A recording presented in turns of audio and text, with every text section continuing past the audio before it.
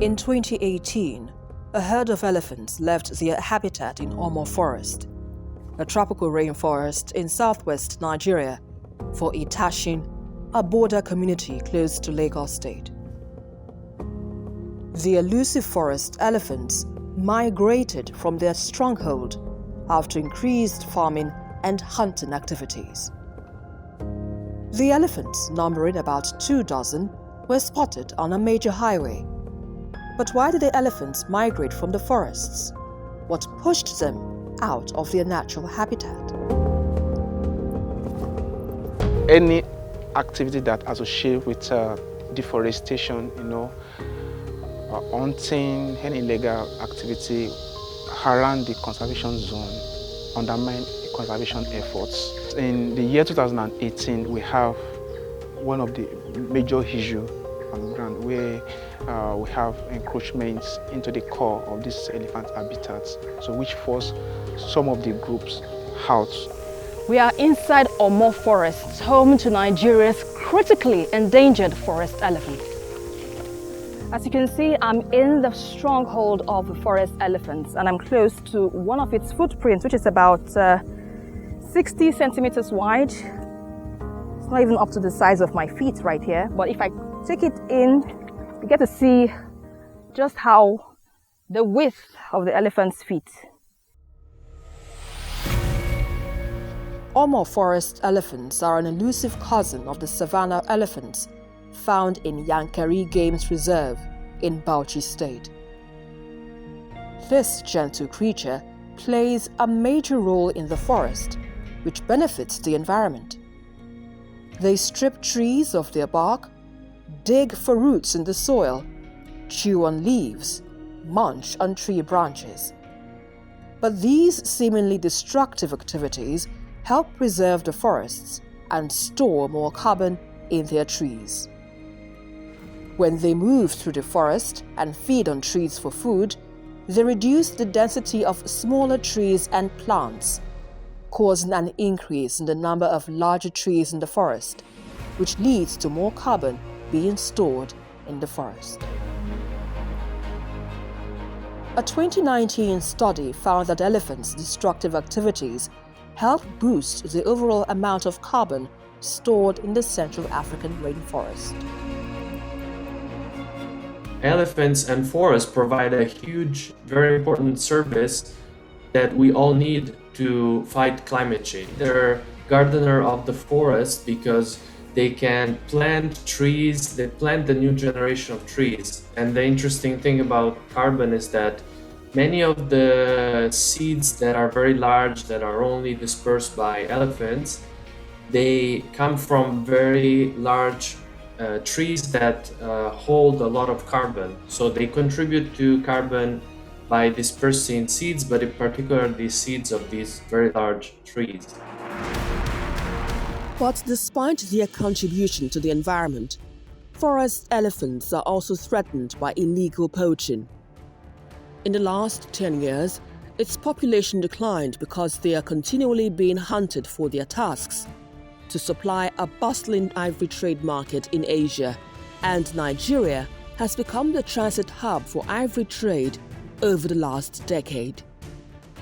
Last January, the Nigeria Customs intercepted a 20-feet container that included more than 2,000 pieces of elephant tusks, weighing about 4,752 kilograms, worth 22 billion naira. And in July, the Nigeria Customs also intercepted 870 kilograms of ivory. The African forest elephants was recently listed as critically endangered by the International Union for the Conservation of Nature, meaning their population is on the verge of being wiped out. Lagos State has a booming ivory trade and contributes to the declining number of elephants in the forests. A 2018 snapshot survey of the illegal ivory market in Lagos revealed about 94 outlets, including popular hotels that engage in the illegal sales of ivory. The population of elephants in Nigeria is on the verge of extinction. So we need to do and to educate people. We need to be educated. There's need for public awareness. We need to know the danger that is inherent in the exploitation of highway, either in processing it, or either in using it, or either if you are the one even exploiting it. We have a group of people that currently they operate like a kind of a racket, or like a group that usually exploiting this material. Some of them need to be the full weight of the law needs to be used against them. Some of them need to be arrested. Some of them need to face some kind of punishment. And I think this one is going to create a kind of a deterrence. It's going to prevent them from further exploitation. But more than that, I think the large majority of people in Lagos State needs to be educated on the danger that is in the exploitation of wildlife resources. Efforts to protect Nigeria's last forest elephants have been sustained by rangers, employed and managed by the Nigerian Conservation Foundation. Every morning, dozens of rangers led by Emmanuel and Titus, the chief ranger, travel miles on motorbikes to patrol the forests. Part of what they do is to ward off hunters and farmers encroaching into what remains one of Nigeria's most important rainforests.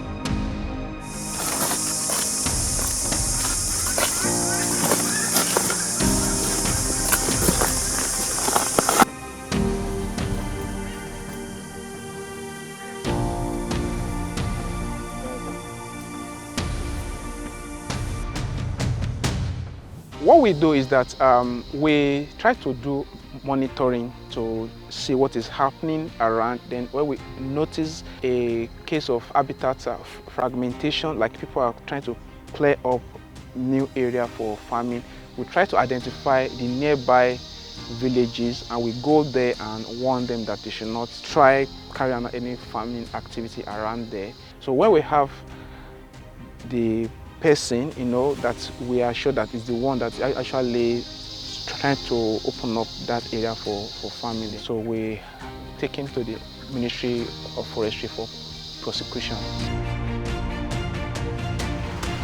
I've started to protect elephants in about 30 years ago now. 4 years ago, I joined Ranger. That's because of the something happening in the forest, destroying the forest, farmers and the loggers. Even some repentant hunters now use their skills to protect the forest elephants. Conservation is for the people. Part of what we have done is to take some of these community people to support our work. So, and we try to get the hunters, the repentant hunters, the people we know that they are the one that is actually carrying out the hunting of this animal. They kill antelopes, pangolins, all these things. So we try to identify them and bring them on board so that they will be our eco warrior to defend the species that they have been hunted.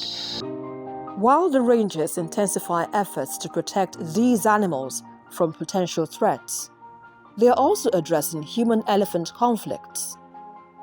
Early this year, some forest elephants that migrated to Itashin destroyed farmland and injured a farmer.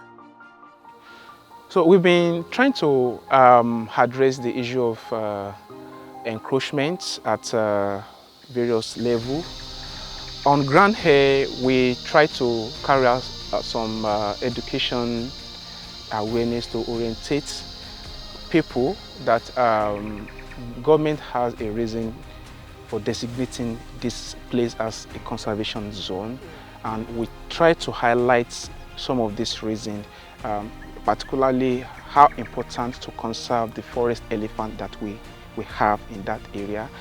Protecting these forest elephants is no mean feat, knowing the value they add to the environment. Perhaps it will take much more than a few rangers in protecting what is left in one of Nigeria's largest forests, and the government doing all it can in enforcing the state's environmental protection laws.